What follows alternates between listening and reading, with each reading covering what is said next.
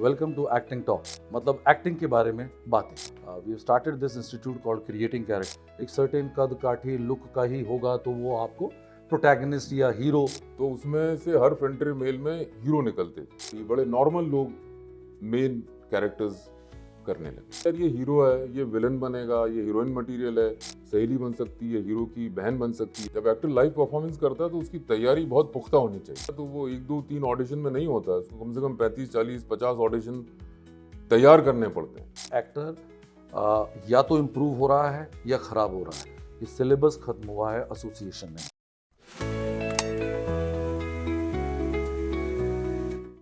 Hello, welcome to acting talks.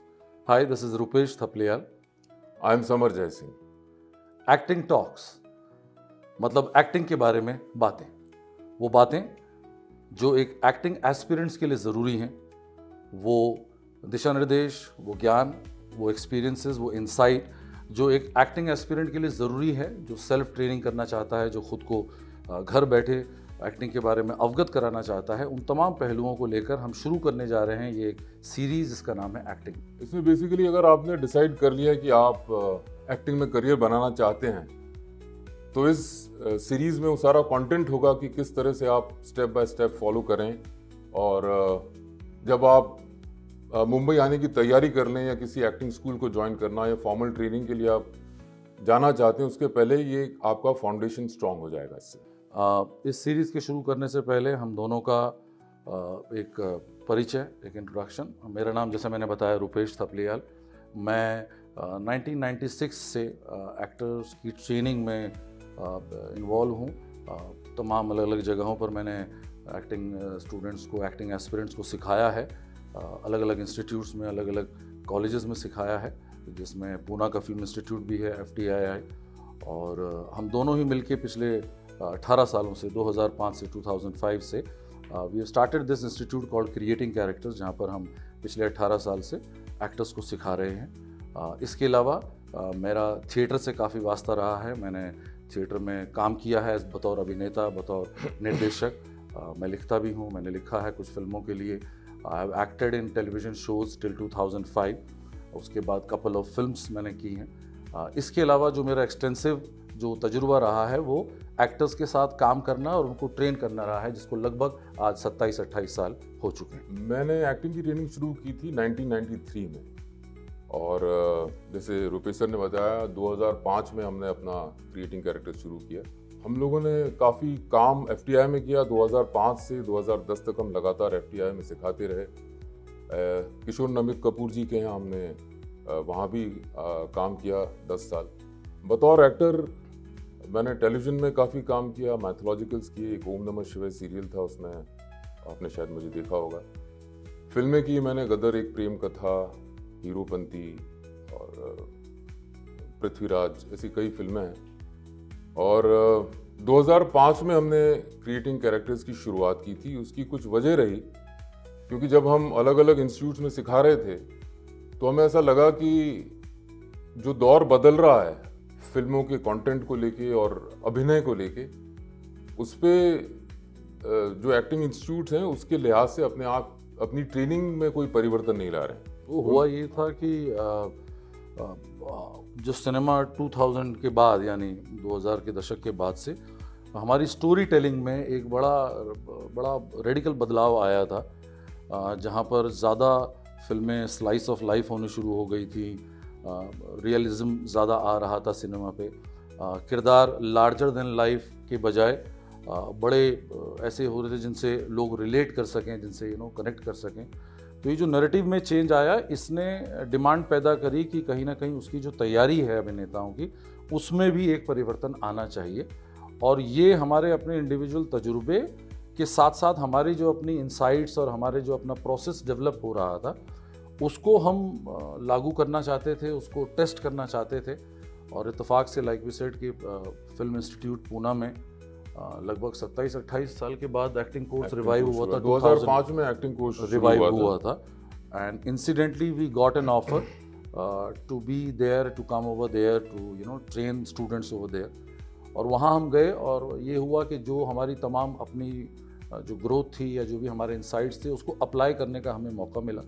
और वो काफ़ी सफल रहा। और फिर साथ साथ क्योंकि केसी क्रिएटिंग कैरेक्टर्स भी शुरू हो गया था, तो यहाँ से फिर हमारी एक जर्नी शुरू हुई क्रिएटिंग कैरेक्टर्स में। जो हमने ऑब्जर्व किया कि एक्टिंग में एक परिवर्तन आना चाहिए, वो 2000 के बिगनिंग में जिस तरह की फिल्में बनने लगी, जब राम गोपाल वर्मा जी की फिल्में आई, ख़ास तौर से फरहान अख्तर जी की आई दिल चाहता है, उसने वो शायद पहली फिल्म थी जो इनब्रेड नहीं थी। मतलब पहले क्या होता था कि कहानियों के अंदर से कहानियाँ निकलती थी और एक तरह की फिल्में बनती आती थी जिसका फॉर्मलाइजेशन हो गया था, बड़ी फॉर्मुलेटेड फिल्म थी। तो जब ये दिल चाहता फिल्म आई, अनुराग बासु की आई, अनुराग कश्यप जी की आई, मणिरत्नम जी की आई, तो ये एक बड़ा परिवर्तन आया अभिनय को लेकर। पहले होता ये था कि एक्टर्स जब अभिनय करते थे तो वो ऑडियंस को लुभाने के लिए करते थे, है ना। लार्जर देन लाइफ कैरेक्टर्स होते थे, पूरा जो एक्टर्स का ध्यान होता था कि किस तरह ऑडियंस को अपनी तरफ आकर्षित करें, स्टार बनने का एक बहुत बड़ी चाहत होती थी। लेकिन वो जब ये नए फिल्म मेकर्स आए तो उसे दरकिनार कर दिया गया और कहानी की इम्पोर्टेंस आई, क्योंकि हमारे यहाँ का जो सिनेमा था वो बड़ा हीरो सेंट्रिक था, है ना। तो उसमें एक नायक जो है उसका ही पूरा महिमा मंडल था और उसकी जर्नी है कि कैसे उसने सब चीज़ें पाई या हासिल करी। लेकिन उसके बाद से कहानियाँ इम्पोर्टेंट हो गई, तो फिर वो किरदार इम्पोर्टेंट हो गए। तो एक्टर का अपना जो पर्सोना है या उसकी जो अपनी पर्सनैलिटी है या ऑरा है जिसके बेसिस पर वो दर्शकों को लुभाता था, उससे ज़्यादा इम्पोर्टेंट हो गया कि क्या उन कहानियों में वो एक बिलीवेबल कैरेक्टर लग रहा है कि नहीं लग रहा है। उस दुनिया का जो कहानी किसी दुनिया में बेस्ड है, उसका वो एक पात्र लग रहा है नहीं। और इसीलिए फिर उसके बाद से सारे जो कन्वेंशंस थे वो टूट गए। जो एक पहले होता था कि एक सर्टेन कद काठी लुक का ही होगा तो वो आपको प्रोटैगनिस्ट या हीरो उसको कंसीडर किया जाता था। लेकिन आज जैसा कि आप देख रहे हो जिस तरह का कंटेंट बन रहा है, 50-60s में कहा जाता था कि फ्रंटियर मेल, मतलब पहले राजधानी एक्सप्रेस नहीं थी जो दिल्ली से पंजाब से जो गाड़ियाँ आती थी, फ्रंटियर मेल मतलब जो लाहौर से आती थी ओरिजिनली, तो उसमें से हर फ्रंटियर मेल में हीरो निकलते थे। मतलब पंजाब के अच्छे खासे दिखने वाले मुंडे, गबरू जवान हीरो मटेरियल उसमें से निकलते थे। लेकिन वो दौर बदला जब नई तरह की फिल्में आई, नई कहानियां आई, और कहानियां जैसे कि रुपेश सर ने बताया स्लाइस ऑफ लाइफ, मतलब आम जो घटनाएं आसपास घट रही हैं उसमें से कहानियां निकल के आई, तो किरदार भी बड़े आम होने लगे, है ना। उनकी शक्ल सूरत कद काठी बड़े नॉर्मल लोग मेन कैरेक्टर्स करने लगे। तो वो एक बड़ा अच्छा टाइम था और वो हमारे लिए बड़ा फ्रूटफुल रहा, because we were the one who took that initiative at that point of time.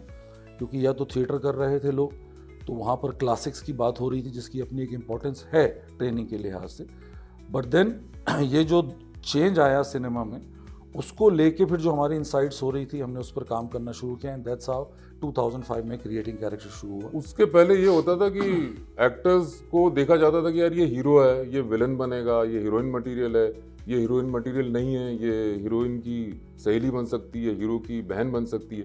इस तरह बहुत स्ट्रांगली कंपार्टमेंट्स किए हुए थे उसको। ये जो नई दौर की फिल्में आई 2000 के बिगनिंग से, और ये कमर्शियल फिल्में थी, ऐसा नहीं था 70s 80s में भी फिल्में बनती थी, वो आउट हाउस फिल्में थी जिसकी बड़ी नीश ऑडियंस थी। लेकिन ये ऑडियंस जो हमारा मास ऑडियंस था वो भी इन फिल्मों की तरफ आकर्षित हुआ। तो जाहिर सी मतलब एक ज़रूरत पड़ी कि नए तरह का कोर्स हो, नए तरह का कंटेंट हो उस कोर्स में, और एक्टिंग का जो सिलेबस हो उसको नए सिरे से सोचना पड़े उसके बारे में। तो वही फिर हमने शुरू किया यहाँ क्रिएटिंग कैरेक्टर्स में।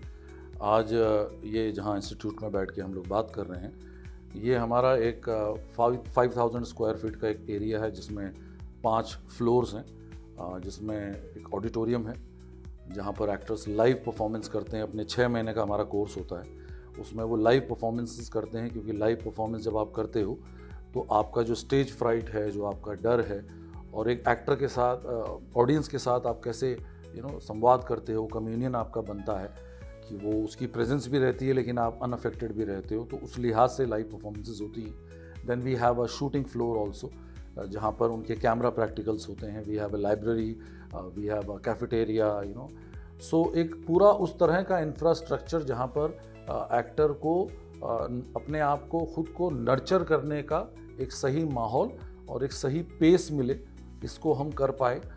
Today at creating characters we have a team of 15 trainers, 15 trainers हैं।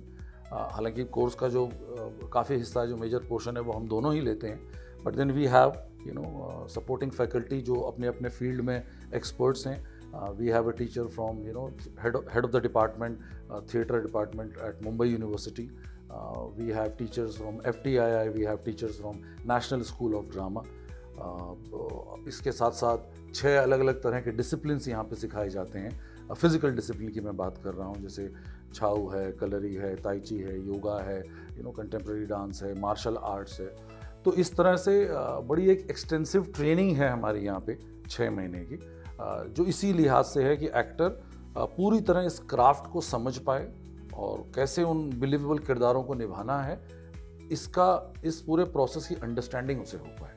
और जैसा सर ने बताया, हमारे यहाँ ये स्पेस है, थिएटर स्पेस है, जहाँ पे स्टूडेंट्स हमारे लाइव परफॉर्मेंस करते हैं। जब एक्टर लाइव परफॉर्मेंस करता है तो उसकी तैयारी बहुत पुख्ता होनी चाहिए। जब आप फिल्म करते हो, टेलीविज़न करते हो, कैमरा एक्टिंग करते हो, तो आपको दोबारा टेक देने का मौका मिलता है, मगर लाइव परफॉर्मेंस में वो नहीं मिलता है। मगर इसका मतलब ये नहीं है कि सिर्फ हम स्टेज एक्टिंग पर ही, थिएटर एक्टिंग पर ही ध्यान देते हैं। हमारा एक कोर्स का बड़ा हिस्सा कैमरा एक्टिंग को लेके भी एड्रेस करता है। हमारे यहाँ स्पेशली वर्ल्ड सिनेमा की स्क्रीनिंग होती है, हफ्ते में एक बार, वो कंपलसरी होता है। हर स्टूडेंट को वो सिनेमा देखना पड़ता है, देखना ज़रूरी है, ताकि उसे पता पड़े कि दुनिया भर में किस तरह की फिल्में बन रही हैं, किस तरह के कंटेंट क्रिएट हो रहे हैं। और वो अपनी पर्सनल लाइक्स और डिसलाइक्स के बियॉन्ड भी सिनेमा को अप्रिशिएट कर पाए, उसको समझ पाए, इस लिहाज से है। जो लास्ट का जो हमारा पूरा कैमरा ओरिएंटेशन है, जिसमें थियोरेटिकली फिल्म अप्रिसिएशन से लेके, कैमरा ओरिएंटेशन से लेके, and then real life practicals होते हैं, जहाँ शॉर्ट डिवीजन होता है, जहाँ it's not shot in just one go, है ना, वो अलग अलग शॉट्स होते हैं। We have in house editing setup, in house editor. तो एक्टर्स जो भी परफॉर्म करते हैं, जो एक सीन जो कई नंबर ऑफ शॉट्स में डिवाइड हो जाता है, फिर finally when all that is put together, तो फिर उनको वो प्रोजेक्टर स्क्रीन पे देखने को मिलता है और वो अपने काम को समझ पाते हैं कि मुझे अपनी क्राफ्ट को इस कैमरे के हिसाब से कैसे अडेप्ट करना है, क्योंकि कैमरे में अलग अलग शॉट्स होते हैं। तो उन शॉट के हिसाब से आपकी बॉडी लैंग्वेज होती है, आप उसको कितना एक्सप्रेस करना है, कितना आपने कंट्रोल करना है। सो वो सारी चीज़ें मार्क कैसे लेना है, आपकी लाइट्स हैं, है ना, कितना फ्रेम है, कितनी आपको इजाज़त है मूवमेंट करने की, कैसे वो इमोशंस की जो है कंटिन्यूटी मेंटेन रखनी है। So all these aspects are worked over here. और ये जो पूरा कैमरा एक्टिंग ओरिएंटेशन और शॉर्ट डिवीजन के साथ शूट करना बड़ा ही मेहनत का काम है, क्योंकि अभी हमारे 150 बैचेस हो चुके हैं। In fact 159th is about to start. 159th batch is about to start. हर बैच में 3 मॉड्यूल्स में 3 इस तरह के सीन्स हमने शूट किए हैं, जिनको शॉर्ट डिवीजन फॉर्मेट में शूट किया, फिर उसे एडिट किया गया और स्टूडेंट्स को दिखाया गया। और इसकी शुरुआत हमने ही की थी 2005 में। ये अपार्ट फ्रॉम FTI, क्योंकि वहाँ पे भी इस तरह की एक्सरसाइज होती थी, लेकिन वो कोई स्टूडेंट के साथ कोई टीचर नहीं करता था, वो डायरेक्शन डिपार्टमेंट का स्टूडेंट एक्टिंग डिपार्टमेंट के स्टूडेंट के साथ करा। वो भी डिप्लोमा फिल्म होती थी, वो उस पे काम करते। बट इसका हमने इनिशिएटिव लिया था 2005 में और आज तक वो एक्सरसाइज बरकरार है, उसको और फाइन किया जाता है। And also apart from the training, क्योंकि अल्टीमेटली तो आपको ऑडिशन देने हैं, है ना। सो ऑडिशन देने का भी एक प्रोसेस है, एक अप्रोच है, ऑडिशन देना ऐसा जैसे इंटरव्यू को क्रैक करना। आप अपना काम तो जानते हैं, लेकिन ऑडिशन देते समय ये समझना कि रिक्वायरमेंट क्या है और कैसे मैं अपने आप को अडेप्ट करूँ to that requirement. So course ख़त्म होने के बाद भी हम प्रोवाइड करते हैं एक ऑडिशन वर्कशॉप, जो 10 दिन की वर्कशॉप होती है, which is again free of charge. उसका कोई अलग से फीस नहीं होती है, पर वो इसलिए होती है कि आप ऑडिशन दो। हमारे पैनल में कई कास्टिंग डायरेक्टर्स हैं जो अलग अलग प्रोडक्शन हाउसेस से हैं, एजेंसी से हैं, कुछ फ्रीलांसर्स भी हैं, टेलीविज़न के, वेब शोज़ के, एड फिल्म्स के। So they come over, they conduct those classes, ताकि वो गाइड कर पाएँ कि कल जब आप ऑडिशन देने जाते हो तो आपको किन चीज़ों का ध्यान रखना है। सो वो एक सपोर्ट है इंस्टीट्यूट। और ऑडिशन, जब एक्टर ऑडिशन क्रैक करने की मंशा रखता है तो वो 1 2 3 ऑडिशन में नहीं होता है, उसको कम से कम 35 40 50 ऑडिशन तैयार करने पड़ते हैं। तो वो पूरी सहूलियत यहाँ दी जाती है। जब एक्टर पास आउट हो जाता है तो उसकी, जैसे सर ने बताया, वर्कशॉप हम कंडक्ट करते हैं, वो सिर्फ एक बार नहीं होती है, बार बार वो वर्कशॉप अटेंड कर सकते हैं। तो ये सहूलियत रहती है जब एक्टर पास हो जाता है इसको। और दूसरा, हमारी बड़ी अलाइव थिएटर डिपार्टमेंट है जिसको हम कहते हैं क्रिएटिंग कैरेक्टर्स एक्टर्स रेपेट्री, जिसमें राउंड द ईयर अलग अलग थिएट्रिकल प्रोडक्शंस होते हैं, प्लेज होते हैं, स्टोरी टेलिंग होती हैं, पोइट्रीज होती हैं, जिसका पूरा खर्चा, प्रोडक्शन का खर्चा इंस्टीट्यूट बेयर करता है। और ये एक्सक्लूसिवली हमारे पास आउट स्टूडेंट्स की। और ये लाइक वी सेड कि क्योंकि एक्टिंग एक ऐसी चीज़ है कि आपको लगातार करना ज़रूरी है। जो एक्टिंग के लिए एस्पायर करते हैं, तो स्टेनिस्लावस्की, एक वर्ड आपने शायद सुना होगा आप में से, आप जानते हैं कि वो एक एक्टिंग ट्रेनर रहे हैं। और मेथड एक्टिंग तो खैर बाद में शब्द आया, पर एक्टिंग को लेके जो पूरा एक फॉर्मल ट्रेनिंग है उन्होंने शुरू करी थी। तो वो एक लाइन बोलते थे कि an actor is always dynamic, either improving और डिजेनरेटिंग बट नेवर स्टैटिक।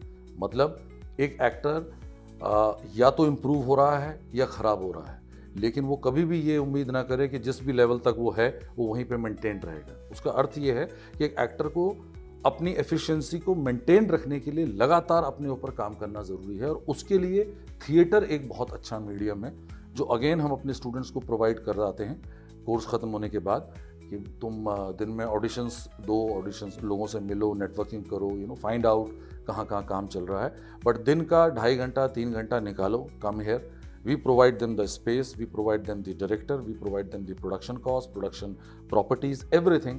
और 1.5 से 2 महीने में वो नाटक तैयार करते हैं, यहाँ पर रिहर्सल करते हैं, प्रैक्टिस करते हैं। फिर फाइनली उस नाटक का लाइव शो होता है, जिसमें ऑडियंस आती है, टिकटेड ऑडियंस होती है।